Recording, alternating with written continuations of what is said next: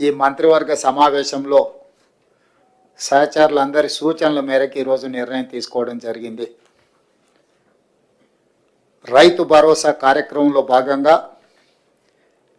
వ్యవసాయ యోగ్యమైన భూములన్నింటికి రైతు భరోసా పథకం కింద నిధులను ఇవ్వడం జరుగుతుంది. గత ప్రభుత్వం రైతు బంధు పథకంలో భాగంగా సంవత్సరానికి 10,000 ఇస్తే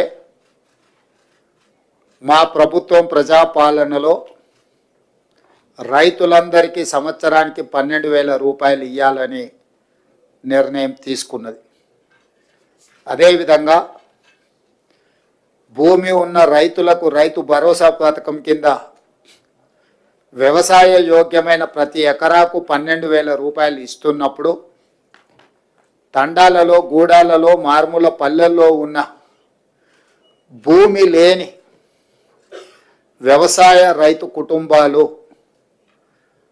భూమి లేకపోవడం ఒక శాపము, ప్రభుత్వం మమ్మల్ని ఆదుకోకపోవడము ఇంకొక శాపము అన్నట్టుగా పాదయాత్రల సందర్భంగా అటు భట్టి విక్రమార్క గారికి కానీ నాకు కానీ ఈ మధ్యకాలంలో మా మంత్రివర్గ సహచరులు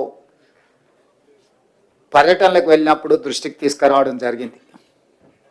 అందుకే మా ప్రభుత్వం భూమి లేని వ్యవసాయ కుటుంబాలకు ప్రతి సంవత్సరానికి 12,000 రూపాయలు వాళ్ళకు కూడా ఇవ్వాలి, వాళ్ళు కూడా మన సమాజంలో మనలో భాగమే అని గుర్తించి ఈ పథకాన్ని అమలు చేయాలని నిర్ణయం తీసుకున్నది. ఈ పథకానికి ఇందిరమ్మ ఆత్మీయ భరోసా పథకం అని చెప్పి నామకరణం చేయడం జరిగింది. ఈరోజు భూమి ఉన్న వ్యవసాయ యోగ్యమైన భూములకు రైతులకు ఎకరాకు 12,000 ఇవ్వడమే కాకుండా భూమి లేని వ్యవసాయ కుటుంబాలకు సంవత్సరానికి 12,000 రూపాయలు ఇందిరమ్మ ఆత్మీయ భరోసా పథకం కింద ఇవ్వాలని నిర్ణయం చేయడం జరిగింది. ఇదే కాకుండా చాలా సంవత్సరాల నుంచి రేషన్ కార్డుల సమస్య పేదవాళ్ళను పట్టి పీడిస్తుంది. అందుకే రేషన్ కార్డు లేని అందరికీ నూతన రేషన్ కార్డులు ఇవ్వాలని కూడా ఈ మంత్రివర్గ సమావేశంలో నిర్ణయం తీసుకోవడం జరిగింది.